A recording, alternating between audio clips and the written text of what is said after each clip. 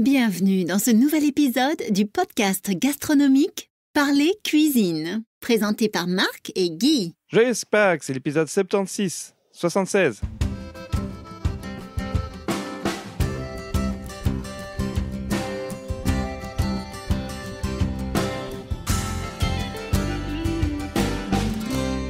Bonjour à toi, chère auditrice, chers auditeurs. Ça fait plaisir de vous retrouver pour un nouvel épisode de Parler Cuisine. Au micro, c'est votre hôte, Marc, de parlercuisine.com. Et je vous retrouve avec notre grand expert de cuisine qui va partager son savoir avec le monde entier. J'ai nommé Guy. Bonjour Guy. Bonjour Marc et bonjour à tous et à toutes. Alors, aujourd'hui, c'est un épisode spécial Pâques parce qu'on va le publier une semaine avant Pâques. Pâques, c'est une grande fête, c'est la deuxième fête chrétienne, c'est normalement la première fête chrétienne en tout cas. C'est la première. Hein. Oui, la première, mais c'était dans dans l'histoire, la chrétienté, mais je veux dire dans l'époque actuelle des Pays-Bas chrétiens dont nous venons, qui est la Belgique. C'est devenu maintenant à l'heure actuelle peut-être la seconde parce que c'est pas la fête où on se fait des cadeaux et puis qu'il y a de la bûche. Hein.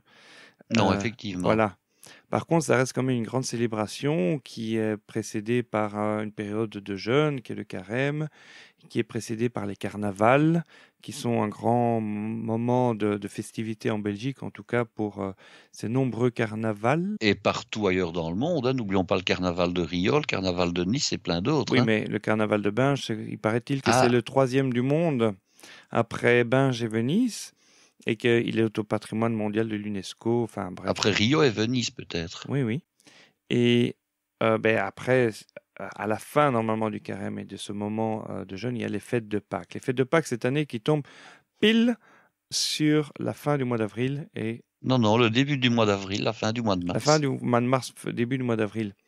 Alors, Pâques, c'est une fête très importante au point que dans le pays où j'habite, c'est-à-dire le Royaume-Uni, le vendredi saint est même un jour férié. Le vendredi saint est le lundi. Donc, généralement, les fêtes très importantes ont donné beaucoup de jours de congé comme ça pour les célébrer.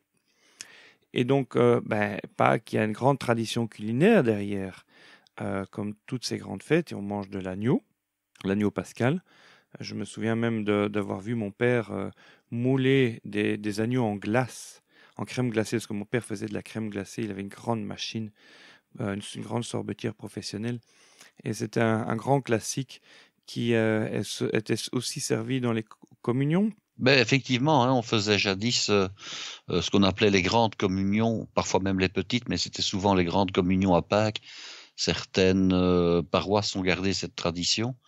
Et pour en revenir avec un petit peu l'opposition qu'on faisait entre la fête de Noël et la fête de Pâques, il faut distinguer d'une part le symbolisme chrétien, où là, sans conteste, c'est la fête de Pâques qui est la plus importante, puisque c'est la résurrection du Christ, tandis que le symbolisme, je dirais, social, qui fait qu'effectivement, c'est aux fêtes de fin d'année qu'on offre les cadeaux les plus importants et un peu moins à Pâques, effectivement. Donc, au niveau mercantile et commercial, c'est un peu moins intéressant Pâques.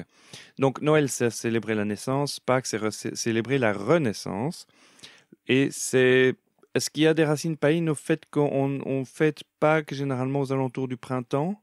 D'une certaine manière, oui, parce que la renaissance du Christ, finalement, correspond un petit peu à la renaissance de la nature. Hein. Donc, on a la nature qui a été en veille et qui est, disons, éventuellement morte pendant l'hiver du fait du froid. Et puis, à Pâques, c'est le printemps, c'est le renouveau.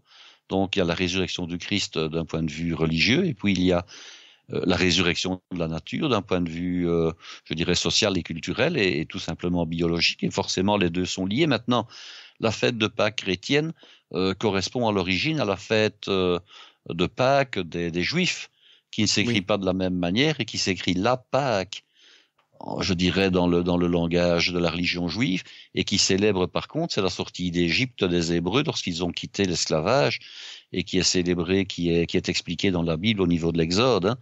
Et alors, au niveau de l'Exode, le dernier repas que les Juifs ont pratiqué en Égypte avant de quitter le pays, c'était également de l'agneau. C'était de l'agneau et c'était du pain azim. Hein, donc, il n'y a pas non plus, je dirais, d'innocence à ce que ce soit l'agneau qui soit célébré, qui soit consommé à Pâques, sans compter que l'agneau est également le symbole du Christ, qui s'est sacrifié pour sauver le genre humain. Donc, le sang de l'agneau est également célébré je dirais à la fois dans l'Antiquité, lors de l'Exode, puisque si vous vous rappelez, ça correspond à la 10e des plaies d'Égypte, hein, où Dieu a châtié les Égyptiens en faisant mourir le fils aîné de chaque famille, et pour que la mort reconnaisse, je dirais, les Juifs et les épargne, ils avaient dû badigeonner les montants et les linteaux des portes de leurs habitations avec le sang de l'agneau qu'ils avaient sacrifié, qu'ils mangeaient ce soir-là. Hein, et on retrouve le même symbolisme avec le sang du Christ. Vous voyez que tout finalement est une répétition de symboles de siècle en siècle. Hein. Oui. Alors, Pâques, tout comme Noël, sont des grandes... Je fais une petite parenthèse là.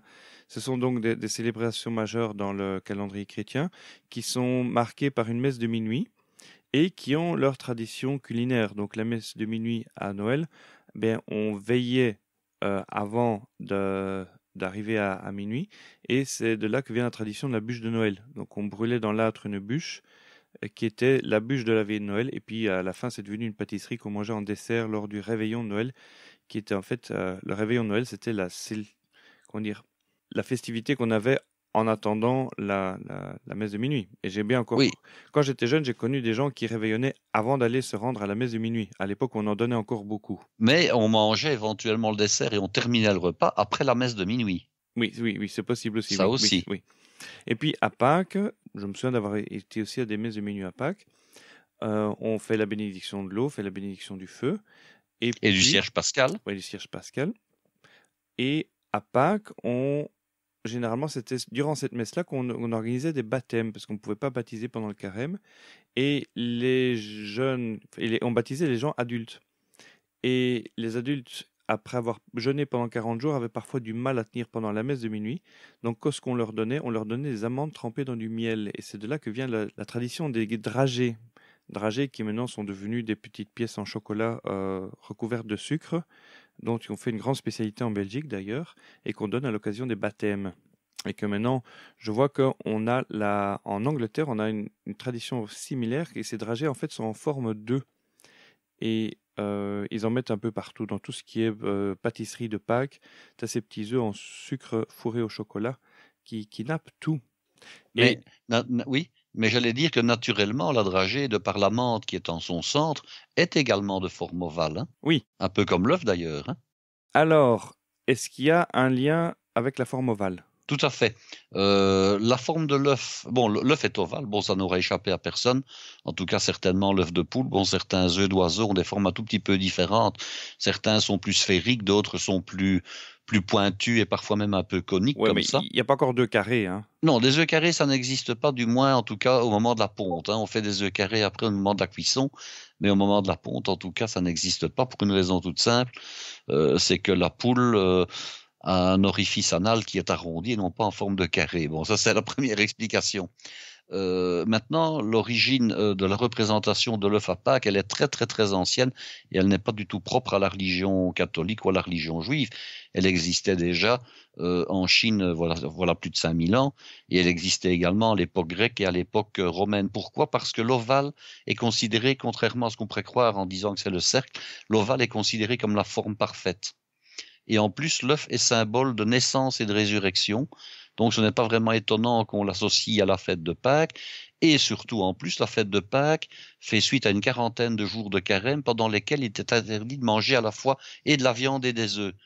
Donc, même si les poules pondent un tout petit peu moins pendant l'hiver, on devait mettre les œufs en réserve, on devait les garder pendant ces 40 jours. On interrompait seulement le jeûne à la mi-carême, parce qu'on s'était quand même rendu compte que faire jeûner les gens pendant 40 jours d'affilée, c'était un peu long, donc surtout les priver de nourriture. Donc on rompait ça par la mi-carême où les gens pouvaient pendant une journée, remanger normalement et puis festoyer un petit peu. Néanmoins, on avait quand même énormément d'œufs qui avaient été mis en sécurité. Et le jour de Pâques, on pouvait en consommer. Donc on faisait un petit peu, je dirais, orgie de viande, orgie d'œufs quand on avait des moyens. Et puis après, on a décidé de faire des œufs en chocolat. Pourquoi? Parce que c'était aussi une manière, un peu comme la bûche de Noël, de représenter symboliquement au travers d'un aliment qu'on mange et d'un aliment agréable qui est l'œuf en chocolat, donc de faire référence au symbole de l'œuf, qui est également un symbole de résurrection, comme je viens de l'expliquer. J'ai encore des souvenirs traumatisants de ma jeunesse quand j'allais au catéchisme et qu'on nous montrait des images de supplices qui étaient donnés aux gens qui osaient manger de la viande durant le carême. À l'époque de l'Inquisition, on allait jusqu'à t'arracher la langue. Hein. Ah, c'était pas triste quand même. Non, ça rigolait pas. Hein. Maintenant, la fessée est interdite, mais à une époque, arracher la langue était tout à fait courant. Hein. Oui. Alors, justement, il me semble qu'on avait déjà parlé comme ça des œufs, de l'accumulation des œufs, dans l'épisode 18, quand tu as parlé de la tradition de la chandeleur et des crêpes. Donc, les crêpes, c'était une façon d'utiliser ces œufs. Et la deuxième façon d'utiliser, c'était effectivement à Pâques, où on ressortait les œufs et puis c'est des œufs comme s'il en pleuvait. Alors, moi, quand j'étais petit, je me souviens on était très contents et très excités le matin de Pâques parce qu'on allait avec son petit panier dans le jardin chercher des œufs parce que, comme par magie, des œufs étaient apparus dans le jardin. Ah ben, ça, c'est la magie de l'enfance. Hein. Ah oui. On a des œufs comme ça qui sont à la fois parfois de véritables œufs que les parents ont achetés, parfois colorés, parce qu'on trouve des œufs soit frais, soit durs, qui sont de toutes les plus belles couleurs. Hein, des œufs rouges, évidemment, parce que le rouge est un symbole éternel au niveau de la couleur. Hein, c'est vraiment la couleur la plus chatoyante et c'est généralement la couleur que les enfants aiment le mieux. Mais alors, il y a des œufs qui sont jaunes, des œufs qui sont bleus, des œufs qui sont verts. Et alors, on met ces œufs comme ça dans des massifs de fleurs. Quelquefois, quand Pâques tombe un petit peu tôt, les fleurs n'ont pas encore, je dirais, refleuri. Et les œufs, finalement, décorent un peu le jardin. Alors, on ne se contente pas de mettre des œufs durs ou des œufs de poule. On met également des œufs de Pâques en chocolat. Certains emballés dans du papier d'argent de belles couleurs. Et alors, forcément, les enfants adorent chercher avec leur petit panier après les œufs, mais également après les poules en chocolat, les cloches en chocolat, les lapins en chocolat. C'est vraiment un plaisir d'enfant. Et puis, ça ne dure pas longtemps, malheureusement, parce que souvent, vers l'âge de 7 ans, le gosse, il se dit, mais c'est bizarre, papa était parti tantôt dans la matinée, hein, où est-ce qu'il est parti pendant une demi-heure, ou bien l'inverse, c'est maman qui est partie. Et puis, s'ils sont un petit peu malins, ils montent sur une chaise et ils regardent par la fenêtre ce qui se passe, et ils voient les parents qui cachent les friandises dans les buissons, quoi. Moi, je les ai repérés quand je fouinais. Il y a un âge comme ça, je commençais à fouiner un peu partout. Et puis, dans la réserve, j'avais trouvé comme ça une réserve avec plein d'œufs en chocolat. Le matin de Pâques, cette réserve avait disparu et comme par hasard, ils avaient réapparu dans le jardin. Mais c'est vrai que c'est un peu incohérent parce que on raconte en Belgique, en tout cas, que c'est les œufs de Pâques, enfin, c'est les cloches de Pâques qui vont déposer les œufs. Donc, le vendredi, les cloches se taisent, le vendredi saint, donc qui est le jour où on célèbre la passion du Christ et sa mort. Et pendant les 3 jours de la mise au tombeau, les cloches se taisent. Donc, tous les jours, si vous êtes encore dans un endroit où il n'y a pas un clocher automatique, vous verrez qu'il n'y a pas une cloche qui sonne. Tous les carillons se taisent jusqu'au dimanche de Pâques. Jusqu'au dimanche de Pâques. Hein. Toutes les cloches qui commencent à sonner dans tous les sens parce qu'on célèbre ça. Le jour de Pâques à Rome, c'est des cloches dans tous les sens, par exemple.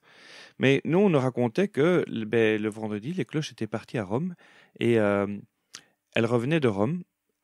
Chargées d'œufs alors on avait comme ça cette imagerie avec des cloches avec des petites ailes comme ça qui revenaient dans leur clocher comme des pigeons voyageurs et au passage qui balançaient des œufs partout et je me suis rendu compte quand j'ai émigré en Angleterre qu'ici c'est pas du tout la même tradition. Ici ils racontent que c'est le lapin de Pâques qui vient déposer les œufs. Alors il y a toujours un grand débat, est-ce que le lapin de Pâques les transporte avec lui ou est-ce qu'il les pond? Ah ben en fait, à l'origine, on considère que le lapin aurait pondu des œufs, en fait. Hein. Pourquoi? Parce que les pays germaniques, et on retrouve ça bien sûr en Grande-Bretagne, on retrouve ça également en Allemagne, où c'est le lapin ou le lièvre qui est le symbole à la fois du printemps, mais c'est aussi lui qui est, comment dirais-je moi, qui est celui qui amène les œufs, hein, en tout cas qui est censé les pondre dans le jardin, ce qui évidemment est tout à fait incohérent avec la biologie de l'animal. Hein. Mais alors il faut aller beaucoup plus loin pour pouvoir savoir pourquoi c'est donc le lapin. Et en fait, le lapin ou le lièvre serait associé à une ancienne tradition païenne. Il y a une déesse anglo-saxonne qui s'appelait Éostre, et qui avait comme symbole le lapin ou le lièvre. Et cette déesse, d'après le nom qu'elle portait, a donné certainement naissance aux mots Easter et Ostern, respectivement en anglais et en allemand, et qui désignent le printemps. Donc la fécondité qu'on retrouve avec le printemps qui revient, puisque les plantes commencent à pousser, les animaux commencent à se reproduire, il y avait l'association d'une déesse comme ça, dont le symbole était justement le lapin. Alors il n'y a pas d'étonnement à ce que dans les pays germaniques ou même dans la mythologie scandinave, eh bien, ce soit un lapin ou un lièvre qui soit associé à la fête de Pâques. Et pourquoi est-ce qu'on mange pas du lapin alors à Pâques? Ah ben on en mange aussi. La seule chose, c'est que ça ne se mange pas chez nous. Tout ça dépend un petit peu des pays. Chez nous, c'est surtout de l'agneau, c'est éventuellement de la volaille. Dans d'autres pays, on va manger autre chose que de l'agneau et de la volaille. Ça dépend un petit peu de ce qu'on trouve, je dirais, sous la main, tout simplement. Voilà. Et c'est en fait, c'est en ayant déménagé et en allant vivre dans d'autres pays que je me suis rendu compte le bonheur que j'ai vécu de grandir en Belgique, parce que le matin de Pâques, ce sont des œufs en chocolat belge. Et pour nous, le chocolat belge en Belgique, c'est du chocolat, quoi. Et quand je vois dans les autres pays du monde, c'est considéré comme le meilleur chocolat du monde, en effet. Donc le matin, effectivement, le petit déjeuner, c'était quoi? C'était dévorer les œufs qu'on avait été vaillamment chercher dans le jardin. Et on n'avait même pas de crise de foie, parce que, je veux dire, en Belgique, on mange du chocolat depuis l'âge de toujours, quoi. Depuis qu'on est né, quasiment. Ben oui. Et bon, mais on va pas parler de chocolat, on va parler des œufs. Et moi, je voulais parler des œufs. Et je me disais, tiens, quel genre d'œufs? Parce qu'on connaît les œufs de poule, je connais vaguement les œufs de caille, mais est-ce qu'on peut manger d'autres œufs? Alors, on peut manger d'autres œufs, mais avec certaines, je dirais, restrictions du point de vue de la loi. Ah. Par exemple, les œufs de Cannes sont en principe, en tout cas en Occident, je dirais en Belgique, en France, sont en principe interdits à la consommation autre que domestique. Hein, Alors qu'on peut manger leur sucre. Alors que? On peut manger leur sucre. Le sucre de quoi? De canne. Le sucre de canne, oui, tout à fait. Bon, le sucre d'oie, c'est un peu plus difficile. Bon, donc ces animaux-là, donc ne peuvent pas être, les œufs ne peuvent pas être commercialisés. Pourquoi? Parce qu'ils ont une fâcheuse tendance à pondre parfois au bord des mares. Hein, et les mares ne sont pas les endroits les plus propices d'un point de vue bactériologique. Donc les œufs de canne ne sont pas autorisés. Par contre, dans un pays comme la Chine, où le canard est extrêmement important par rapport à la poule au niveau du nombre de volatiles disponibles, les œufs de canne sont tout à fait autorisés à la vente, et on en fait même les fameux œufs de 100 ans. Hein. Ah, les œufs de 100 ans, c'est les œufs de canne. Ce qu'on appelle nous autres les œufs pourris, les œufs chinois, ce sont en principe les œufs de canne, effectivement, hein, ce ne sont pas des œufs de poule. Mais est-ce qu'une canne pond autant d'œufs qu'une poule? Je pense qu'elle pond un peu moins. De mémoire, pour avoir eu des canards dans le temps, elle pond à peu près aussi un œuf par jour, mais pas tout à fait. Elle pond moins régulièrement qu'une poule. Alors la Ça, c'est question, la première chose. la question c'est, est-ce qu'elle doit être fécondée pour pondre un œuf, ou elle peut Ah, pondre? pas du tout. Une canne, tout comme une poule, peuvent pondre des œufs qui sont stériles, hein, il n'y avait pas de problème. Tout simplement parce que dans le corps de l'animal, il y a ce qu'on appelle un chapelet d'œufs, hein, qui correspond à une série d'œufs à pondre, qui arrivent à maturité les uns après les autres, je dirais, un par jour ou un tous les 2 jours. Et le chapelet est là, tout simplement, la bête les pond. Hein. Il n'y a pas de problème qu'il y ait un mâle ou qu'il n'y en ait pas un pour féconder. Mais ça m'a toujours... Maintenant, dans la nature, il est évident que le but, c'est que les œufs soient tous fécondés et que l'animal puisse les couver pour avoir des petits poussins. Hein. Ça, c'est évident. Naturellement. Et en outre, au-delà des œufs de canne? Alors, il y a également les œufs de pintade, Oui. qui, eux, sont parfaitement consommables et qui, eux, sont tout à fait autorisés à la consommation, je dirais, même industrielle, il n'y a pas de problème. Alors, les œufs de pintade, on m'en a donné quand j'ai été en Afrique. J'ai été rendre visite à un membre de la famille au village, et c'est, paraît-il, un cadeau très apprécié, ces œufs de pintade. Alors, j'étais assez étonné. Le gars, il m'avait mis comme ça, il devait avoir quoi, 2 douzaines d'œufs dans un sac en plastique, et tu trimbales ça comme ça, mais des œufs dans un sac en plastique, je me dis, ça va pas casser. Et apparemment, la coquille des œufs de pintade est extrêmement dure. Par contre, ça fait d'excellentes omelettes. Et il paraît que de manière nutritive, c'est meilleur qu'un œuf de poule. Et je me dis, mais pourquoi est-ce qu'on n'a pas pourquoi on ne trouve pas ça chez nous, des œufs de pintade? J'ai jamais trouvé ça en magasin. Mais parce que je pense que la pintade ne supporte pas les mêmes conditions de vie en batterie que la poule au départ. Hein. On élève évidemment des pintades dans de grands hangars, un peu comme les poules, ça, il n'y a pas de problème. Mais par contre, en mettre 8 dans une cage de style cage à lapin, où elles ne peuvent absolument pas bouger, leur demander de pondre tous les jours, je pense que les pintades ne supportent pas, je dirais, la même promiscuité. tout simplement. Oui. À l'époque où je t'ai posé la question, tu m'as dit, oh, mais c'est que ça fait un boucan bête, c'est bête, là. Ah, ben ça, c'est clair. Pour l'avoir vécu, je dirais dans mes oreilles, pour le dire comme ça, les pintades, ça fait un boucan le matin. Au réveil, c'est terrible, hein, ça fait un bruit de sort. Hein. Ouais, faut quasiment habiter vraiment loin de tout le monde pour éviter les Oui, tout à nuisances de fait. ça. Et alors, on trouve encore d'autres œufs qui se consomment, entre autres en restauration, qui sont un peu plus confidentiels. Ce sont les œufs de pluvier et les œufs de vanneau, hein, qui sont des animaux sauvages au départ et qui, eux, ont une certaine notoriété d'un point de vue gastronomique. Les œufs de pluvier, les œufs de vanneau, pardon. C'est quoi ça comme animal? Ah ben, ce sont des animaux, je dirais, qui fréquentent les zones un petit peu, enfin, les zones boisées, mais les zones un peu humides également. Hein, et alors, bon, les chasseurs ramassaient, dénichaient ce genre d'œufs. Et puis, c'était des œufs qui étaient appréciés anciennement en restauration. On retrouve comme ça des recettes où on fait mention d'œufs de pluvier et de vanneau. Maintenant, c'est très, très, très confidentiel. Ça ne se consomme plus, je vais dire, très facilement, évidemment. Je regarde, ce sont plutôt des petits oiseaux. Ce ne sont pas de gros oiseaux et les œufs ne sont pas gros non plus. Hein. Ah oui. Donc c'est un peu comme des œufs de caille. Bah je crois que c'est un rien plus gros que les œufs de caille, parce que la bête est un petit peu plus grosse qu'une caille, mais ce n'est évidemment pas de la taille des œufs de poule, bien entendu. Oui, mais ce que je vois, les œufs de caille sont principalement offerts à la vente durant les fêtes de fin d'année. Apparemment, c'est un zakouski très apprécié. Mais comment est-ce qu'ils font pour que ce soit à ce moment-là qu'on en ait le plus et qu'on n'en trouve pas spécialement durant les autres moments? Est-ce que la caille... Mais on trouve des œufs de caille à tous les moments, hein, il n'y a pas de problème. Il suffit simplement de faire, je dirais, le nécessaire au niveau des élevages pour qu'il y ait plus de caille à un moment. Allez, je prends l'autre exemple. La dinde, bon, on trouve énormément de dindes à Noël. Ben, il est évident que les éleveurs Oui. vont plutôt élever des dindes pour Noël et on va plutôt élever du pintado pour le printemps. Hein, regardez un peu toutes les communions et tous les mariages. Hein. Oui. Qu'on fait, c'est souvent au printemps. Bon, les communions, c'est au printemps. Les mariages, je dirais, le gros des mariages, c'est aussi souvent au printemps. Bon, je ne vais pas dire 9 fois sur 10 parce que ça, ce serait un peu exagéré, mais dans les années 70, 80, même 90, 90, dans quasiment tous les mariages, le plat principal, c'était du pintado. Hein. Or, il ne vous viendra jamais à l'idée de servir du pintado à l'automne ni pour Noël. Alors évidemment, on va trouver du pintado à l'automne et pour Noël si on le veut vraiment. La production n'est pas entièrement stoppée, mais c'est au printemps et c'est au début de l'été qu'on trouve du pintado. Donc on élèvera à certains moments des cailles, on élèvera à d'autres moments des pintados, on élèvera à d'autres moments des dindes. Maintenant, une chose est sûre, c'est qu'on n'élève pas les cailles exactement de la même manière ni au même endroit qu'on élève les dindes ou les pintados. Hein. L'élevage est un peu différent et demande des moyens, disons, différents. Mais l'industrie agroalimentaire s'adapte. On trouvera évidemment de l'agneau en toute saison, mais c'est quand même principalement au printemps qu'on le trouve également. Mais dis-moi, pourquoi est-ce qu'on ne trouve pas des œufs de dinde? Ben parce que je suppose que ce n'est pas très facile à commercialiser. Hein. Je suppose que la dinde n'a pas le même cycle de ponte que la poule, c'est-à-dire qu'elle n'a sans doute pas un cycle aussi régulier. Et alors surtout, les dindes ont des œufs qui sont plus gros.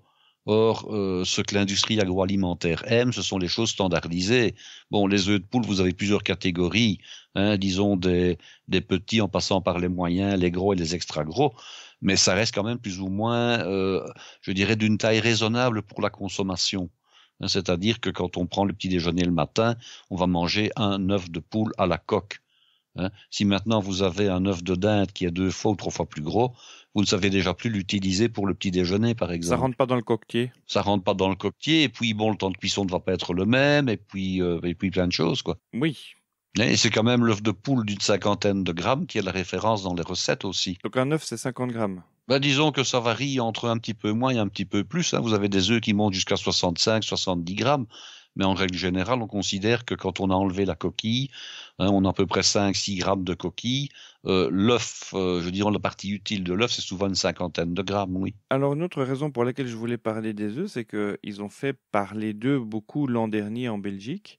Et de mémoire, je pense qu'après la vache folle, les œufs à la dioxine, les œufs au fipronil est un scandale alimentaire qui a de nouveau démarré en Belgique. Ah, mais on en a actuellement qui vient de démarrer il y a 15 jours aussi encore. Hein. Dis-moi-en. Ah ben voilà, à savoir un abattoir, disons, du côté de Bastogne, la ville, disons, de la bataille des Ardennes, un abattoir qui a été pris un peu la main dans le sac, c'est-à-dire qu'il y a quelques années, ils ont envoyé au Kosovo des viandes surgelées, mais qui avaient, disons, une dizaine d'années d'âge de surgélation. Ah, Alors oui, ça devait ça être c'est une bien première brûlé, chose. ça. Alors évidemment, l'AFSCA, qui est l'organisme qui contrôle en Belgique toutes les denrées alimentaires, s'est retrouvé un petit peu coincé en disant mais bon, nous, on peut vous dire une chose, c'est que ce n'est pas dangereux pour la santé, mais par contre c'est tout à fait illégal. Puisqu'on avait falsifié des étiquettes. Alors la viande a été détruite, bien entendu, au Kosovo, mais on pense que ce n'est pas la première fois que c'est arrivé. Ah. Alors après ça, le personnel de l'abattoir et des ateliers de découpe a révélé toute une série de scandales, à savoir non seulement donc des viandes qui avaient été congelées pendant très longtemps, et puis alors des viandes qui étaient, je dirais, en état d'avancement, pour ne pas dire autre chose, plus que douteux. Alors, donc c'est de nouveau un scandale qui est en train de se faire jour. Alors on pourrait dire, tiens, est-ce que les organismes qui sont censés contrôler l'état sanitaire des aliments font ou ne font pas leur job? Moi je dirais que si on en parle, c'est parce qu'on a justement trouvé. Oui. Si on n'en parle pas, c'est quand ils ne font pas bien leur travail. Donc si on met la chose à jour, c'est que justement on a vérifié, qu'on a trouvé qu'il y avait des choses qui n'allaient pas. Oui, parce que le dernier scandale du fipronil, je me souviens parce il a fait des vagues jusqu'ici, il a traversé la Manche et certains distributeurs ont dû retirer les cargaisons parce qu'ils venaient justement se fournir dans les zones incriminées. Rappelle-moi en vitesse de quoi il s'agissait? Il s'agissait donc de traces de ce fameux produit qu'on appelle le fipronil et qui est au départ un produit destiné à tuer les poux et les puces des poules. Donc les volatiles sont traités avec un produit de manière à tuer en tout cas leurs parasites, parce que les poules hébergent énormément de puces. Donc ça ne tue pas la poule évidemment. Par contre, par inhalation, par contact certainement, le fipronil se retrouve dans la chair des poules et se retrouve également donc dans les œufs. Et quoi, c'est interdit ça normalement? C'est-à-dire que le produit en question ne peut pas se retrouver ni dans la chair des poules qu'on consomme, ni dans les œufs qu'on consomme également. On peut donc traiter au fipronil, par exemple, des oiseaux de basse-cour de décoration, comme les paons, Oui. ou les cygnes, ou d'autres animaux, des faisans dorés, des choses comme ça. Mais on ne peut pas, après, consommer ces animaux en tout cas, s'il y a du fipronil qui se retrouve donc dans la viande ou bien dans les œufs qu'on sera amené à consommer. Et alors le scandale est arrivé du fait que ceux qui avaient commercialisé le produit avaient assuré à tous les éleveurs que c'était un produit biologique et tout à fait sans aucun danger. Or le produit est interdit au niveau européen. Et donc, comme il ne vendait pas cher, tout le monde l'a acheté. Tout le monde l'a acheté. Alors, il faut reconnaître aussi que le produit est efficace. Donc, ça, on se retrouve un petit peu dans le même cas de figure que le fameux Roundup.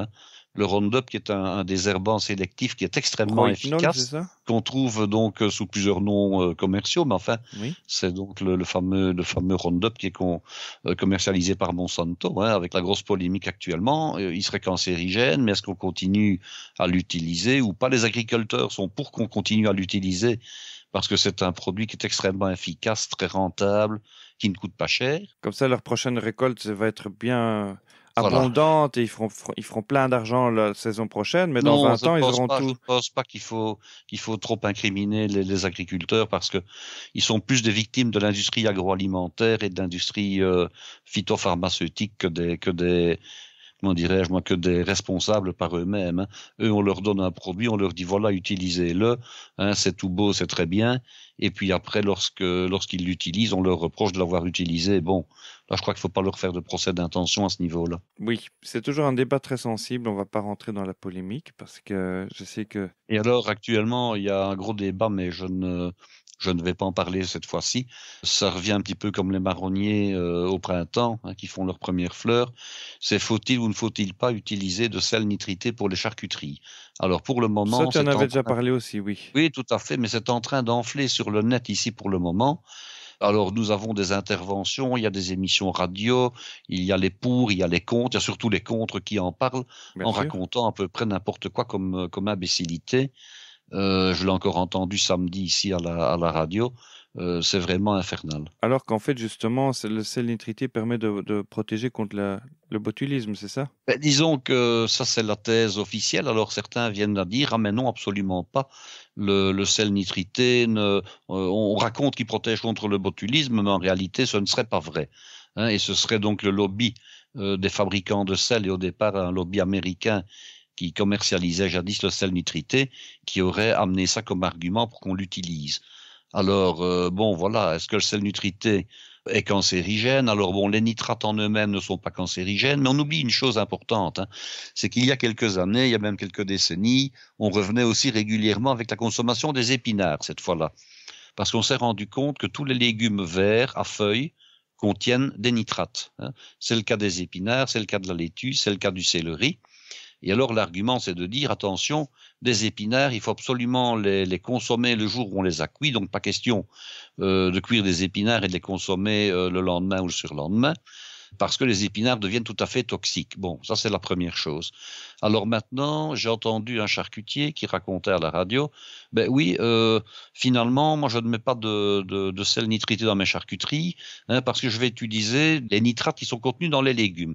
Et je vais donc faire cuire mes jambons, hein, dans un bouillon qui contient des légumes, et ce sont les nitrates du bouillon qui vont naturellement aseptiser la viande. Bon, c'est encore à peu près pour moi du n'importe quoi, parce que la concentration du bouillon en nitrate qui va être capable de passer au cœur d'un jambon qui est lui-même enfermé dans un moule quasiment hermétique, elle est quasiment nulle. Et alors l'autre bonne question qu'on peut se poser, mais si les nitrates en eux-mêmes, lorsqu'ils se transforment en nitrite et en nitrosamine, sont dangereux, est-ce que lorsque la bactérie qui est dans notre intestin et qui fait ce genre de choses, est-ce que quand elle voit arriver une molécule de nitrate, est-ce qu'elle se dit, tiens, si ça provient d'un légume, je n'y touche pas et je ne la transforme pas en produit toxique, mais si c'est un nitrate qui a été ajouté sous forme de sel nitrité, cette molécule-là, je peux la transformer. Non, moi je pense que quand on a une molécule, qu'elle soit d'origine naturelle végétale ou quand elle soit tout simplement ajoutée en ayant été créée artificiellement par l'homme, je pense que la molécule a les mêmes effets qu'elle soit d'origine naturelle ou pas. Hein. Oui. C'est un peu comme quand on dit, parce que j'ai déjà entendu ce genre d'ânerie, il y a des gens qui ne supportent pas l'eau pétillante, hein, qui trouvent que ça leur donne des aigreurs, de l'acidité, etc. Ah, si c'est une eau qui a été, je dirais, vendue avec adjonction artificielle de gaz carbonique, elle n'est pas bonne. Mais si c'est du Perrier, où là le gaz est censé être naturel, là il n'y a pas de problème, je ne suis pas malade avec. Bon, c'est encore je dirais un non-sens, hein, c'est quand même aussi beaucoup de psychique qui joue à ce niveau-là. Hein. Oui, d'autant plus que, bon, moi j'ai fait mon travail en bio en 6e secondaire, 5e. J'avais 17 ans. Vu que j'avais des options scientifiques, chimie et bio, j'avais fait mon travail, un travail conjoint pour les deux matières qui étaient sur les engrais. Et c'est là que j'ai trouvé qu'effectivement les 3 grandes familles d'engrais, c'était les phosphates, les nitrates et la potasse. C'est ça, oui, oui. Oui, tu vois, je m'en souviens encore. Et pourtant, il y a plus de 20 ans, tout ça. Et les nitrites et nitrates étaient les 2 conservateurs les plus courants dans les salaisons, tout ce qui est produits carnés, conservés, c'est-à-dire saucissons, salami, jambon, charcuterie en tous sens, et qu'on retrouvait, si je me souviens bien, il faut que je vérifie, sous le code E240, E241. Il y a 250 et il y a le 270 quelque chose, selon que c'est qui est une molécule d'azote ou l'autre c'est du phosphore ou je ne sais plus quoi, enfin un phosphate, enfin bon. Qui est le salpêtre, mais enfin peu importe. Et je me souviens d'avoir déjà vu à l'époque que c'était soupçonné d'être provoquer la cause de cancer du côlon. Oui, tout à fait. Alors du coup, j'ai commencé à regarder les étiquettes et j'ai commencé parce que j'aime bien les salaisons. Et puis j'ai commencé à essayer de voir une qui n'en avait pas et j'en trouvais pas. Si, j'ai fini par trouver un salami dans un supermarché qui n'avait pas de nitrate et de nitrite. Le problème, c'est que la date de péremption était très courte. Évidemment. Donc, il faut quasiment manger tout le paquet. Ça va être genre 3 ou 4 jours pour tout manger, alors que tous les autres, ils conservent plus d'un mois, quoi. Mais il faut savoir une chose, hein, c'est que, bon, encore un argument que j'avais entendu de la part d'une dame qui disait, voilà, il faut une mère de famille, elle doit absolument choisir des jambons, par exemple, qui ne contiennent absolument pas de nitrate et donc forcément de nitrite. Puisque les Italiens sont capables de faire chaque année 9 millions de jambons sans sel nitrité, les Espagnols aussi, etc. Ben, elle oublie une chose, c'est que les jambons dont elle parle, ce sont des jambons de Parme, des jambons de San Daniel ou bien des jambons de Serrano. Ce sont donc des jambons secs. Hein. Qui sont produits dans les montagnes. Ils sont produits dans des endroits où on peut faire sécher du jambon facilement, ce qui n'est pas le cas de partout ailleurs. On ne parle que des jambons secs, on ne parle pas des jambons cuits, qui eux contiennent effectivement du sel nitrité. Alors moi je pose la question, est-ce que cette mère de famille, lorsqu'elle va faire un petit pot pour son bébé, genre purée de carottes jambon, est-ce qu'elle va mettre du jambon de San Daniel à son bébé plutôt que du jambon cuit? Ça c'est la première question que je pose. Oui, mais faut pouvoir être cohérent quand on explique quelque chose, hein. Parce que bon, il n'y a pas d'âge pour apprécier les bonnes choses. Non, tout à fait. Mais enfin, bon, je vais dire que ce n'est pas vraiment la même chose à donner au bébé. Hein. Un petit morceau de pâte à negra dans un petit morceau de pâte à negra avec des petits morceaux bien durs plutôt que du jambon cuit qui est tendre. Bon, il faudrait également que le consommateur, lorsqu'il va acheter du jambon, soit conscient qu'il va devoir acheter un jambon qui est beige, grisâtre et non plus rosé. Bon, comme un petit cochon à masse-pain. Pourquoi? Parce que quand vous cuisez un rôti de porc chez vous, au four et puis que vous le mangez le lendemain lorsqu'il est froid, il est tout sauf rose, hein. Il est jaune grisâtre, hein, pas autre chose. Ça, ce sera la couleur donc du jambon cuit par la force des choses. Oui. Et puis alors, il faudra aussi, comme vous l'avez très bien fait remarquer, savoir que les dates de péremption vont être très courtes. Ça veut dire qu'il va devoir y avoir au niveau de la rotation des stocks dans les magasins, de l'acheminement et de la consommation des produits, un délai beaucoup plus court, ce qui veut dire qu'on se retrouvera automatiquement en fin de course avec des invendus qu'il va falloir jeter. Pourquoi? Et ça va faire monter le prix de tout. Ah oui, parce que le développement de la bactérie, elle est conditionnée par un facteur de temps. Or, à un moment donné, on va dire, voilà, on estime qu'on peut par exemple garder un jambon cuit sans sel nitrité pendant 3 semaines, alors que l'autre, on peut le garder pendant 6 semaines. Mais la possibilité de le vendre pendant 6 semaines et d'écouler tout un stock ou tout un lot est évidemment beaucoup plus importante si le temps est plus important. Lorsque le délai va être raccourci, on aura forcément des invendus. Les invendus vont devoir être détruits ou jetés, donc ils seront perdus, ce qui veut dire que le prix va augmenter. Donc il faut être, disons, conscient qu'on risque de devoir augmenter le prix d'une 50%. Et ça, c'est à mon avis le minimum. Hein. Alors que le jambon n'est quand même pas une viande bon marché. Si tu veux non, ce n'est pas du jambon de bonne qualité. Bien sûr, ce n'est pas une viande bon marché, mais c'est parfois aussi une viande très bon marché. Prenons un exemple. Évidemment, les beaux jambons braisés qui sont faits avec la cuisse du cochon, qu'ils soient, disons, vraiment braisés ou faussement braisés, ça c'est encore une autre discussion. Donc c'est fait qu'une partie très noble. Mais quand on appelle, disons, jambon cuit un jambon pique-nique, c'est le nom un petit peu, je dirais, un petit peu jambon sandwich qu'on donne, le jambon sandwich qui est fait lui avec la partie avant du cochon, avec la pâte avant. Bon, vous avez une viande qui est beaucoup plus filandreuse, qui a des dimensions plus petites, et on est donc obligé d'assembler ensemble des morceaux dégraissés de la pâte avant du cochon, qu'on en a bien sûr saumuré, et de les cuire dans un moule. Là, on est quand même à des prix qui sont nettement plus bas, et qui arrivent, je dirais, dans des prix à la base. C'est ça qu'on appelle le jambon d'épaule? Oui, c'est ça le jambon d'épaule, mais qui sont des prix, on est plutôt dans du 3,50 € du kilo à la base. Je ne dis pas le prix de vente, mais le prix de vente va être plutôt, disons, vers le 7-8 € le kilo, quand les beaux jambons arrivent dans des 15, 16, 17 €, 20 € le kilo parfois, pour du simple jambon cuit. Mais il y a des gens qui sont bien contents de manger du jambon d'épaule parce qu'ils n'ont pas les moyens d'acheter du jambon cuit à 2 ou à 3 fois le prix. Il faut quand même pas oublier que tout le monde n'a pas les mêmes moyens non plus. Bon, il y a derrière, après, effectivement, la grande question, est-ce qu'on doit offrir une nourriture saine et donc chère, ou alors une nourriture bon marché, mais qui... Alors, ça c'est un paradoxe. Je crois que la nourriture doit toujours être saine, qu'elle soit bon marché ou qu'elle soit chère. Parce que pour moi, ce n'est pas parce que le produit est moins cher qu'il ne doit pas être sain. Mais tu la trouves où l'économie? Sérieusement, entre un paquet de jambon, le même poids, la même viande, un est au sel nitrité, l'autre sans sel nitrité, et il y a une différence de prix d'un facteur 3. C'est-à-dire l'un est à 1 € le paquet, l'autre est à 3 € le paquet. Les gens vont tous se ruer sur 1 €, même s'ils savent que à terme, ça va leur donner un cancer. Mais ce qu'il y a, c'est que, bon, on a remarqué ça, par exemple, c'est une question d'état d'esprit, hein. On a remarqué ça au moment où on a eu la toute première crise de la dioxine en Belgique. On a jeté dans des conteneurs qui étaient mis donc tout près des grands magasins, on a jeté des œufs, comme on l'a encore fait il n'y a pas longtemps, et on a jeté quasiment tous les poulets qui étaient en rayon, hein.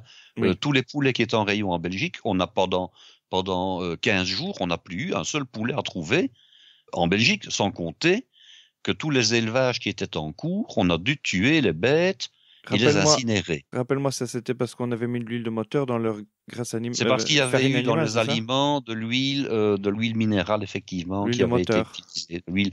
C'était de l'huile de transformateur, en fait, Ah, de ouais, c'est encore transformateur mieux. électrique. Oui, parce qu'il y avait de la scarelle dedans, donc c'était pas bien. Mhm. Et puis bon, de toute façon, l'huile de moteur n'est pas bonne non plus, hein. Oui. Alors donc, bref, on s'est retrouvés comme ça pendant, je dirais, une quinzaine de jours. On n'avait plus un œuf à trouver, on n'avait plus un poulet à trouver, et puis on a jeté donc comme ça des centaines, des milliers de poulets dans les conteneurs. Et vous aviez des gens, je dirais, un peu pauvres, un peu dans le besoin, qui la nuit allaient à côté des conteneurs, les récupérer. Et alors on a interrogé ces gens-là qui ont dit, mais nous, il n'y a pas de problème, donnez-nous seulement des poulets à la dioxine. Surtout qu'on avait quand même réussi à prouver que le taux de dioxine, bien sûr on en avait trouvé dans la chair, hein, mais était très très très largement inférieur à la dose légale admise, hein. Faut pas non plus s'imaginer qu'on allait tuer tout le monde, hein. Le taux de dioxine qu'on avait trouvé, bien sûr, il ne pouvait pas y en avoir, mais il y avait un taux qui était admissible, et ce taux n'était même pas dépassé, hein, n'était même pas atteint. Donc il y a toute une série de gens. Et alors, on avait même interrogé des personnes en Afrique, dans le tiers-monde, qui ont dit, écoutez, nous, il n'y a pas de problème, envoyez-nous vos poulets à la dioxine, on serait bien content de les manger. Donc vous voyez que effectivement, hein, il y a des gens qui seront prêts à manger des choses qui sont parfois un peu plus douteuses, parce que bon, elles ont faim et elles n'ont pas les moyens de s'acheter autre chose. Il est un fait, en tout cas, durant mes études d'économie, que la portion de budget allouée à l'alimentation n'a jamais été aussi faible que maintenant. Tout à fait. Dans toute l'histoire de l'humanité. Je veux dire, il y a un siècle, les gens dépensaient quasiment la moitié de leurs revenus. C'était 50%. Il y a pas encore, je crois qu'il y a encore une cinquantaine d'années. Au sortir de la Seconde Guerre mondiale, je pense qu'on était encore aux alentours de 50% de budget. Voilà. Et alors moi, j'ai entendu ici des chiffres il y a 2-3 jours. Je ne sais plus si c'était 7% ou 14%. Mais voilà. C'est vraiment très faible. Alors, le problème, c'est que si les gens dépensent autant d'argent pour se nourrir, ils dépenseront moins pour acheter des objets à obsolescence programmée. Ah, évidemment. Donc, du coup, les fabricants de téléphones mobiles, par exemple, vont voir ça d'un mauvais œil, que les gens commencent à dépenser davantage pour acheter de l'alimentation biologique. Et donc, derrière, tu as toute une série de théories conspirationnistes qui se disent, voilà, c'est organisé. Mais quoi qu'il en soit, avec toutes ces crises d'œufs, maintenant je commence à regarder, je vois qu'il y a des œufs biologiques qui sont disponibles sur le marché, je regarde. 6 œufs de batterie, bon marché, avec la coquille qui est très fine comme ça, je compte, je crois que c'est à peu près 70 centimes, 70 centimes. Et 6 œufs, une demi-douzaine d'œufs bio, 4 €. Tu es dans un facteur 5, 6. Après, tu te dis, est-ce que ça vaut la peine de dépenser autant? Alors, j'ai fait la comparaison. L'œuf bon marché, le jaune est même pas jaune, il est presque blanc. Alors que l'œuf bio, tu as le jaune qui est bien jaune. Oui, ça, c'est de nouveau quelque chose qui ne veut pas dire grand-chose. Je m'explique, hein. Comment ça? Comment? Même pour un œuf bon marché, un œuf de batterie, hein, il y a tout un nuancier avec les couleurs des œufs, et c'est je dirais, le vendeur, donc la chaîne de magasins, qui peut choisir au départ quelle couleur, quelle teinte elle veut pour son jaune. Alors on a effectivement des jaunes qui sont très clairs, et on peut monter à des jaunes qui sont vraiment des jaunes quasiment rouges, tellement l'orange est soutenu. Et alors il suffit tout simplement de donner dans l'alimentation des volailles, des poulets ou des poules, en tout cas dans ce cas-ci, l'aliment, je dirais, que fournit l'industrie agroalimentaire, et qui contient, je dirais, les colorants nécessaires pour influencer la couleur du jaune d'œuf. Tu veux dire que c'est des additifs? Tout à fait, tout à fait. Et c'est délibérément choisi. Parce que si vous regardez bien dans la boîte des œufs, vous pouvez comparer dans un même lot tous les jaunes, ils auront toutes la même nuance, hein. Oui. Donc, Maintenant que tu le dis, en effet, oui. Oui, il suffit. Alors, il y a ça dépend aussi si la coquille de l'œuf était blanche ou si elle était brune. Alors, en Angleterre, bien souvent, dans les pays anglo-saxons, les coquilles sont des coquilles blanches et aux États-Unis également. Oui. Tandis que dans les pays, je dirais, plus latins comme la France ou la Belgique, on considère que la coquille doit être brune parce qu'elle est plus saine. Parce que, soi-disant, Et c'est quoi la différence? Ben, c'est la poule qui le pond, tout simplement. Il y a des poules qui font des coquilles blanches et d'autres qui font des coquilles brunes selon la race et la variété de poule, tout simplement. Non, en Angleterre, les coquilles sont brunes, mais je sais qu'en Elles sont brunes Amérique, aussi. elles sont blanches. Elles Mais sont moi, je blanches, me souviens en Belgique, mon père utilisait parfois des œufs blancs, des œufs bruns. C'est juste l'espèce de la poule qui le C'est la pond. poule qui les pond, qui Voilà. pond des œufs blancs ou des œufs bruns, tout simplement. Et il y a même une variété de poules qui pond des œufs noirs. Ah oui. Et des œufs bleus également. Bleu. Oui, une poule du côté de l'Amérique du Sud, du côté du Pérou, par là. Les œufs sont de couleur, je parle de la coquille, hein. Les œufs sont de couleur bleu turquoise, comme ça. Ah, mais on attend toujours la poule aux œufs d'or, hein. Oui, la poule aux œufs d'or, ben ça, c'est l'industrie agroalimentaire qui l'a élevée. Mais si tu es en ferme avec des poules un peu de différentes races comme ça qui se côtoient, est-ce que quand tu casses plusieurs œufs, ils ont des jaunes différents, de couleurs différentes? Alors, ils ont des jaunes de couleurs différentes selon la variété de poules, mais en règle générale, je dirais que lorsque les poules reçoivent la même alimentation, les œufs ont tendance à être uniformes, quelle que soit la variété de poules. Okay. Ma grand-mère avait des poules de couleurs différentes, mais elle leur donnait énormément de maïs. Et le maïs est connu pour donner naturellement une couleur jaunâtre, à la fois à la chair des volailles, mais également à la couleur du jaune. Alors, autre chose que je voulais aborder, c'est justement sur les risques sanitaires des œufs, parce que je t'avais montré une recette qui était diffusée sur le blog officiel d'un hard discounter, parce que un hard discount qui est présent à la fois en Belgique, en Angleterre, en France, et qui nous vient d'Allemagne en fait, a son blog de cuisine et Oui. qui est surproduit. Enfin, c'est très beau. Bien sûr, il ne met en œuvre que des recettes avec des produits qui viennent de chez eux. Et dans une des recettes, c'était un cake et je t'avais montré cette vidéo, c'était lors d'une préparation d'un épisode précédent, et il tamisait la farine avec un œuf dans la farine à travers le tamis. Et je me souviens, ta réaction, c'était « Mais pourquoi ils font ça ?»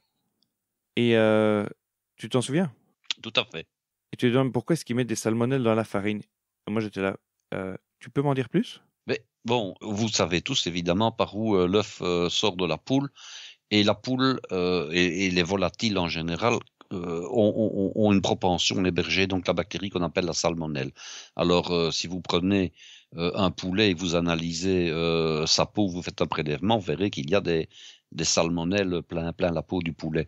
Bon, il y a également des salmonelles au niveau du cloaque et de l'anus de la poule. Donc, naturellement, il y a des salmonelles sur la coquille des œufs. Alors, ça n'a pas beaucoup de danger dans la mesure où l'œuf est intact et en principe, on ne doit pas, je dirais, mettre en contact l'intérieur de l'œuf avec l'extérieur. C'est la raison pour laquelle, quand on casse un œuf, il faut donc éviter de faire couler du blanc de l'œuf sur la coquille. Or, généralement, quand on clarifie un œuf, donc quand on sépare le jaune du blanc, bien souvent, on utilise la coquille elle-même comme, je dirais, moyen mécanique à la clarification. Donc ça, c'est déjà un premier problème. Bon, maintenant, ce n'est pas très grave. Pourquoi? Parce qu'en règle générale, le blanc d'œuf va être cuit. C'est la raison pour laquelle, c'est une des raisons, pas la seule raison, mais la cuisson tue la salmonelle. La cuisson tue la salmonelle, donc et c'est ça que ça n'a pas ça n'a pas beaucoup de risques évidemment. Maintenant, lorsque vous avez un œuf qui est fêlé, il faut éviter de le consommer. Lorsque vous avez un œuf sur lequel il y a des fientes, il faut éviter aussi de le consommer, ou en tout cas, il faut être extrêmement prudent au moment où on casse l'œuf. Mais si je le lave avant de le casser? Alors, voilà. Si on lave l'œuf, en principe, juste avant de le casser, ça limite les dégâts à une seule condition. C'est qu'il faille absolument le sécher soigneusement et l'essuyer avec un papier jetable. Ah oui. C'est un petit peu comme si vous étiez allé aux toilettes et que vous reveniez sans vous laver les mains.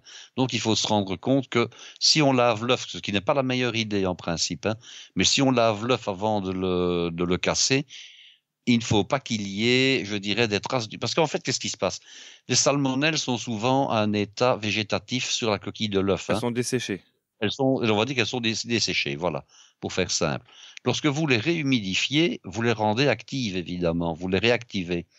Donc, ce qu'il faut, c'est évidemment, si on lave l'œuf, c'est enlever convenablement les salmonelles, bien sûr, mais ensuite, il faut sécher l'œuf parfaitement avec un papier jetable avant de le casser. Et il faut entre-temps se laver les mains soigneusement également au savon, les rincer soigneusement et les sécher tout aussi soigneusement. Et donc, il est même recommandé de se laver les mains à chaque œuf qu'on casse. Bon, ça c'est un petit peu tiré par les cheveux, mais en tout cas, en principe, ça devrait se faire. Mais il ne faut pas non plus trop paniquer, hein. Quand on prend un œuf, je dirais tout à fait standard et qui n'est pas abîmé, qui ne présente pas de défaut, si on le casse de manière correcte, c'est-à-dire jamais en utilisant le bord d'un ustensile dans lequel on met un produit alimentaire, on casse toujours un œuf à plat sur une table, hein. Si on casse l'œuf correctement et qu'on l'ouvre au-dessus d'un récipient, je dirais que le risque de contamination est extrêmement faible, hein. S'il n'y a pas de coquille qui tombe dans la préparation et si l'intérieur de l'œuf ne touche pas l'extérieur, il n'y a vraiment aucun risque à ce niveau-là, hein. Parce que moi, j'ai vu des gens, même dans des vidéos sur YouTube, qui cassent l'œuf avec un couteau, la lame d'un couteau pour faire une incision dedans. Oui, tout à fait. Ça, c'est du grand n'importe quoi. Ça n'a aucun sens. La seule chose qui risque d'arriver, hein, c'est qu'en cassant l'œuf avec un couteau, vous introduisez des bouts de coquille, des petits fragments de coquille dans l'œuf et que vous les retrouvez après dans votre préparation. Ça, c'est la plus grosse bêtise qu'on puisse faire, c'est de casser des œufs avec une lame de couteau. Autre chose qu'on m'avait recommandé de mon jeune temps, quand j'avais des carences en calcium, c'était de mixer un œuf entier avec la coquille, passer ça dans un mixeur. Oui, tout à fait. Et de faire une omelette avec ça, de le passer au chinois et de faire une omelette avec ça. Donc, si je cuis bien l'omelette, c'est sans risque, dis-moi. Bon, c'est un peu n'importe quoi aussi, hein. Parce que bien souvent, l'omelette, on peut la consommer, ce qu'on appelle, disons en jargon culinaire, baveuse et moelleuse pour le client, hein. Ce qui veut dire qu'elle n'est pas toujours cuite extrêmement fort en son centre, hein. Donc, pour moi, mixer un œuf, ça n'aurait de sens que si on l'a lavé correctement avant. Ah oui. Hein. Alors bon, si vous le lavez correctement avant, il n'y a pas de problème. Si vous le séchez, si vous l'essuyez correctement, il n'y a pas de problème. Si maintenant vous mettez l'œuf entier tel qu'il est, il peut toujours y avoir des petites traces de fiente, ce qui n'est jamais une bonne idée. Donc évidemment, j'éviterais de faire ce genre de choses. Ma question alors, si je le trempe dans l'eau bouillante quelques secondes, ça n'irait pas? Alors ça pourrait aller, oui. Et je signale d'ailleurs qu'il y a des sociétés qui maintenant commercialisent des œufs qui ont été nettoyés de leurs bactéries extérieurement. Ils sont un tout petit peu plus chers. Ah oui. Par contre, il n'y a plus de traces de bactéries, en principe décelables sur la coquille. On peut les casser sans problème. On peut les casser sans aucun risque. Voilà, parce que j'avais lu par ailleurs que nettoyer un œuf, quand on lavait un œuf comme ça, c'était risqué au niveau de la conservation, parce que justement, ça enlève la pellicule qui protège l'œuf. Donc, si vous nettoyez l'œuf, consommez-le rapidement. Ne le mettez pas au frigo. Il faut le faire au tout dernier moment, il ne faut jamais le faire préventivement. Voilà. Et c'est aussi pour ça qu'on recommande aux femmes enceintes de bien cuire les œufs. Un œuf sur le plat, ben non. Avec le jaune encore un peu... Encore cru, en principe, c'est pas trop bien. Non. Et pareil pour les enfants. Et Oui, maintenant, je n'irai pas jusque-là non plus. Je veux dire par là qu'on est quand même armé pour se défendre. Si l'œuf au départ est sain, en tout cas si l'intérieur est sain, et qu'il était cassé de manière correcte, il n'y a pas de raison de ne pas pouvoir manger un œuf à la coque ou un œuf sur le plat, hein. Oui, mais l'œuf à la coque, ça va encore parce que tu les bouillantes suffisamment longtemps, donc il n'y a pas de contamination des salmonelles extérieures vers l'intérieur. En principe, vers l'intérieur, exactement. Voilà. Et donc, les œufs, c'est un des aliments les plus, je vais dire, les plus accessibles, les plus anciens qu'on utilise dans nos contrées. Et c'est surtout un aliment qui présente de grandes qualités d'un point de vue nutritionnel, parce que le blanc d'œuf, la protéine du blanc d'œuf qui est l'albumine, est considérée par les diététiciens comme le facteur de référence qui atteint le chiffre 100 au niveau de l'alimentation humaine. Pour quelle raison? Eh bien parce que le blanc d'œuf de poule contient tous les acides aminés essentiels, c'est-à-dire ceux que l'homme ne peut pas synthétiser lui-même. Donc c'est vraiment la protéine de référence. Donc finalement, quand je vois quelqu'un aller se faire cuire un œuf, c'est une bonne chose pour lui. C'est une bonne chose pour lui. Et alors d'un point de vue, je dirais budgétaire, 2 œufs, ce qui représente une centaine de grammes en poids total, oui, et à peu près 65 grammes au niveau de la partie du blanc. Donc pour 2 œufs, pas trop gros encore, hein, représente la quantité de protéines que nous avons besoin par jour, dont nous avons besoin par jour. Donc, à la limite, quelqu'un, bon, ce ne serait peut-être pas trop bon pour le cholestérol à cause du jaune, mais au niveau du blanc d'œuf, en tout cas, 2 œufs correspond à la quantité de protéines dont nous avons besoin en principe par jour, hein. Et si vous regardez par rapport à un morceau de viande équivalent, le prix de l'œuf est imbattable. Hein. Un kilo d'œuf coûte évidemment très bon marché par rapport à un kilo de steak. Hein. Ça, c'était indéniable. Un œuf, c'est encore quelque chose qu'on peut fabriquer soi-même, d'avoir sa petite basse-cour chez soi. Ah, aussi. Je vois ici qu'il y a même des magazines dédiés à cet art de ce qu'on appelle de la basse-cour de ville, quoi. Hein, voilà. Oui. Et pendant la guerre, c'était très, très courant. Tout le monde avait dans son jardin, en tout cas, ceux qui avaient un jardin avaient des poules dedans. Mais mieux que ça, dans les villes, que ce soit Paris, Bruxelles ou d'autres villes, les gens avaient sur leur balcon une cage avec 2-3 poules. Hein. Ah, même sur les balcons? Ah oui. Vous savez, une cage à poules, la poule, elle se contente de vivre là où on la met. Ce qui veut dire que vous avez une cage qui fait 50 cm sur 50 de haut et 50 de large. Vous mettez une poule dedans, il n'y a pas de problème. Elle sera peut-être pas très heureuse d'un point de vue de sa liberté par rapport à ce qu'elle pourrait avoir un autre temps. Mais elle est même mieux là-bas que dans les batteries actuelles d'élevage intensif. Hein. Mmh. Et puis, les poules, ça peut manger tous les restes de nos Et alors, repas, hein. exactement, la poule, vous lui donnez un peu de graines, elle aime quand même bien ça, parce qu'elle ne va quand même pas manger que des restants de vos repas, mais vous lui donnez des épluchures, elle va les manger. Vous lui donnez des feuilles de légumes que vous ne voudriez pas consommer, elle va les manger. Vous lui donnez des trognons de pommes, elle va les manger. Même les coquilles d'œufs? Et oui, mais ça, c'est à éviter, par contre. Pourquoi? Hein. Parce que quand la poule mange ses coquilles d'œufs, elle prend une telle habitude à le faire qu'elle va manger ses propres œufs, donc ceux qu'elle pond. Ah, oui. Et ça, c'est pas intéressant pour Oui. nous, évidemment. Oui, Et naturellement. ça, c'est connu. Hein. On ne doit jamais donner à une poule des coquilles d'œufs, je dirais même des œufs cassés en deux, donc des œufs qu'on vient d'utiliser. Par contre, on peut lui donner sous forme broyée. Hein. Ah oui. On les pile, on les moue, et alors on l'intègre dans son alimentation, dans sa pâtée. Et là, il n'y a pas de problème. Alors là, elle ne fait pas la relation de cause à effet. Elle récupère donc le calcium des coquilles Pour en faire pour d'autres. pouvoir le réutiliser pour en faire d'autres. Hein. Oui, alors, Est-ce que vous savez qu'on a étudié de tout près la provenance du calcium qui compose la coquille de l'œuf en se disant mais bon sang de bonsoir, quand on tue une poule qui a donc un chapelet en cours de ponte, on se rend compte que l'œuf, donc l'œuf qui va être pondu ou qui vient d'être pondu, bien sûr, il y a une coquille en calcium, et l'œuf suivant, il a simplement la pellicule qui entoure l'œuf sans la coquille. Hein. oui. Et c'est en l'espace d'une journée donc que la poule va fabriquer la coquille autour de cette peau un petit peu élastique. C'est Alors, du calcaire, en fait. C'est du calcaire. Et on s'est dit, mais bon, d'où est-ce qu'il provient ce calcaire? Comment la poule fait finalement pour aller mettre du calcaire, donc une coquille rigide autour de cette enveloppe un petit peu élastique. C'est le miracle de la nature. Oui, tout à fait. Mais bon, n'empêche que la question est pertinente. Oui. D'où vient le calcaire comme ça qu'elle réussit à mettre en quelques heures? Eh bien, en réalité, elle le prend sur ses propres os.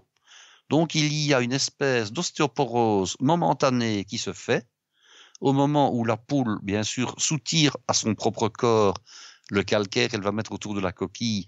Sa densité osseuse va diminuer, hein, et elle se reconstitue chaque jour. Vous voyez un petit peu le miracle de la nature, ce que c'est. Hein. On a la même chose chez l'homme, tu sais. La femme enceinte est plus propice plus sujette aux fractures parce que justement, tout à fait. Quand elle mange pas assez de ce sur un que le bébé a processus qui besoin. s'étale sur plusieurs mois. Oui. Ici, on est sur un processus de quelques heures. Hein. Oui, c'est magique, c'est magnifique. C'est magnifique, voilà. Alors que les poules sont pas spécialement des animaux très évolués.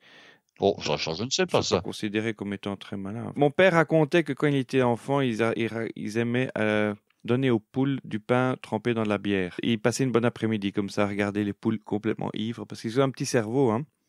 Et alors, tu leur donnes un tout petit peu de bière, ça donnait des... Mais il paraît que cette idée de la poule qui est stupide, d'après des choses que j'ai lues récemment, est tout à fait erronée. Que la poule serait un animal qui, contrairement à l'image qu'on en a, serait plutôt intelligente. Mais enfin, voilà, ça reste encore à démontrer. Hein. Tu as une expérience à ce sujet?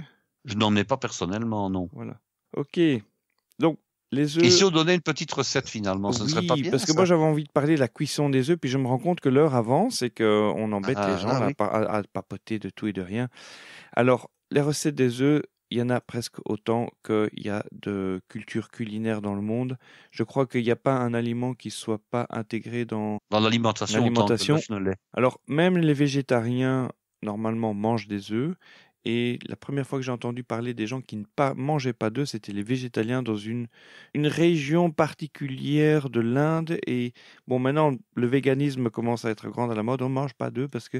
Mais à l'époque, apparemment, ceux qui ne mangent pas d'œufs sont des gens d'une philosophie, d'une religion qui respecte la vie, qui ne mange pas l'œuf parce que c'est un ferment de vie, chose qui en fait n'est pas vraiment, comment dire, pertinent à partir du moment où l'œuf est stérile.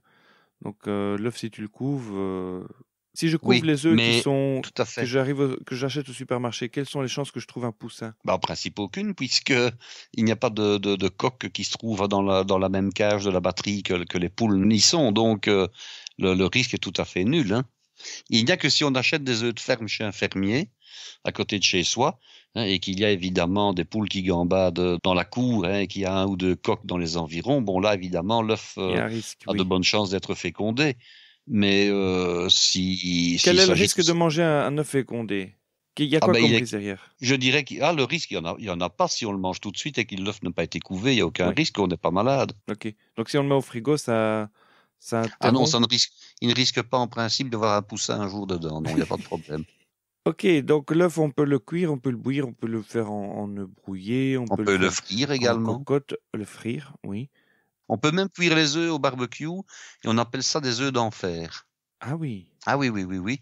Donc on doit avoir un barbecue avec une grille, bon bien sûr le feu en dessous, hein, et l'œuf est mis comme ça entier dans sa coquille, hein, carrément. Hein. On le dépose sur le grill. Alors ce qui va se passer, c'est que l'œuf va éclater. Hein. Oui. Mais au moment où il va éclater, en principe, à cause de la chaleur, ce qui va sortir va coaguler directement. Oui. Ensuite, on retourne l'œuf après 2-3 minutes, on le retourne avec une pince et on cuit l'autre côté également. Et alors, bon, on mange cet œuf. Je n'en ai jamais fait, je dois le dire, j'ai vu les photos, mais je n'ai jamais testé. Et alors, ça s'appelait des œufs d'enfer. Intéressant. Sinon, on peut aussi faire les œufs au micro-ondes, mais vaut mieux les sortir de leur coquille. Avec un certain danger, parce que là, même un œuf sorti de la coquille, j'ai un jour un micro-ondes dont la porte s'est ouverte violemment, et c'était simplement au moment où le jaune a explosé. Donc, c'est pire qu'un gremlin dans un micro-ondes. Hein. Il y avait de l'œuf sur toute la partie, sur toutes les surfaces du micro-ondes à l'intérieur. Et je dis, la porte a réellement été soufflée. Hein. Donc ça, c'est quand même un petit peu dangereux. Si vous voulez repeindre l'intérieur de votre micro-ondes, c'est une bonne idée. Ah oui, ça c'est une bonne idée, voilà. Et puis, l'œuf rentre dans beaucoup de préparations, dont celle dont tu voulais nous parler aujourd'hui. Donc voici venue l'heure de la recette. Oui, alors cette recette-là est adaptée à la période de Pâques, puisqu'à Pâques, il y a non seulement des œufs, mais également des asperges, dont la saison commence tout doucement. Et je vais donc vous donner une recette qui associe l'œuf, c'est une recette froide, hein, qui associe l'œuf, qui associe l'asperge et qui associe le saumon fumé. Voyez-vous ça, mais ce sont tous des produits de luxe, ça. Oh, de luxe, je n'en sais rien. Il n'y a pas de caviar, il n'y a pas de truffe, hein, donc ça peut encore aller. Non, mais je me souviens que ma mère préparait beaucoup d'asperges. Les asperges, c'est quelque chose qu'on mange beaucoup en saison. Avec la mondialisation et avec la culture en Amérique du Sud, ça commence à apparaître à d'autres périodes de l'année, mais ça reste ça reste encore beaucoup un produit saisonnier chez nous. Et je me souviens qu'à l'époque, les asperges étaient considérées comme un produit de luxe à une époque. Hein. Oui, parce que c'était pas bon marché. Et puis, bon, saumon fumé, à une époque, c'était aussi très, très cher. Dans les années 90, c'était très, très cher. Maintenant, ça s'est terriblement démocratisé. Donc, tout à fait. Allons-y. Alors, de quoi avons-nous besoin? Nous avons besoin d'asperges, l'équivalent.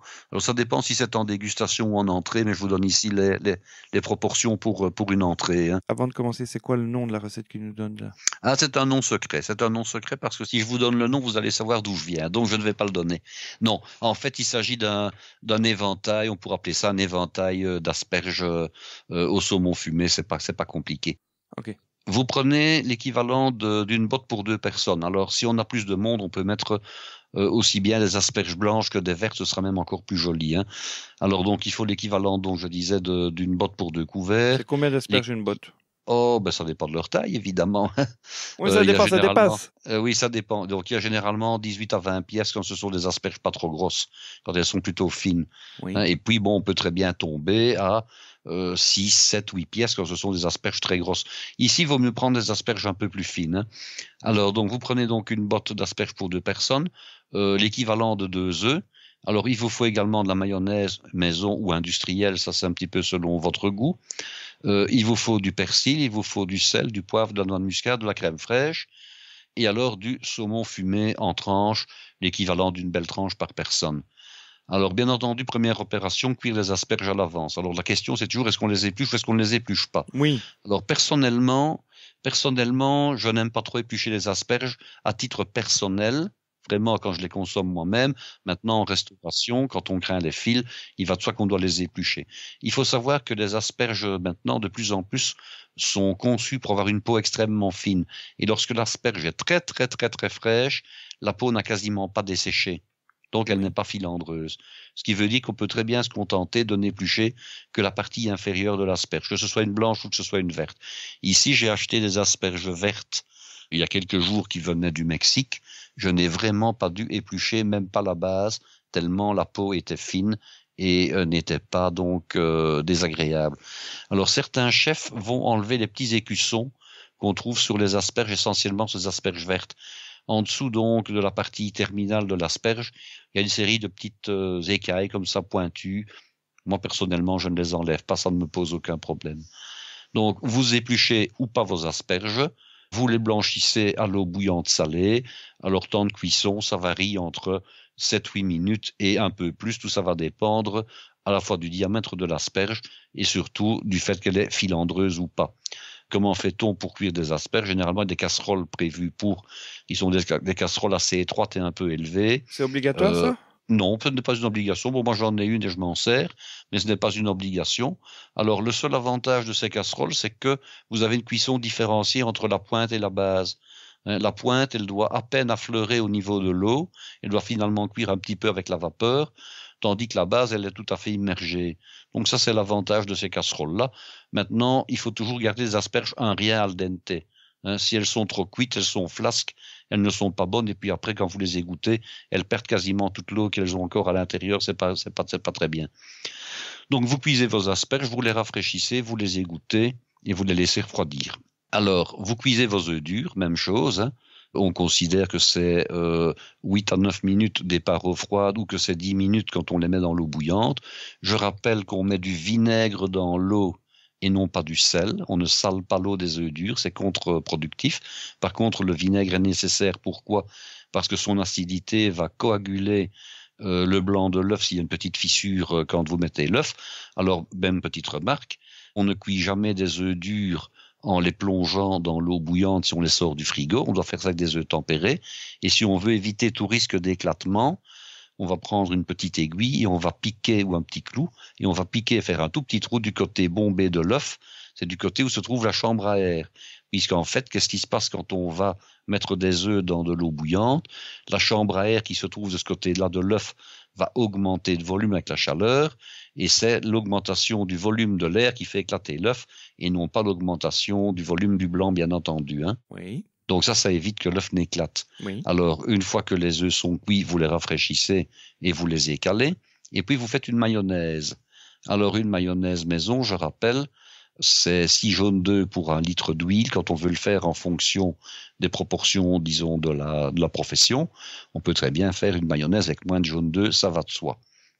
Une petite pointe de moutarde si on aime bien, une huile neutre de préférence. Alors vous allez me dire, oui mais bon, si on est du midi, on peut éventuellement prendre une huile d'olive. Moi personnellement, je suis toujours opposé, et je dis qu'une mayonnaise, même si on la fait qu'un peu d'huile d'olive, il ne faut jamais dépasser la proportion d'un quart à un tiers maximum d'huile d'olive, parce qu'à ce moment-là, on a une mayonnaise qui est très typée.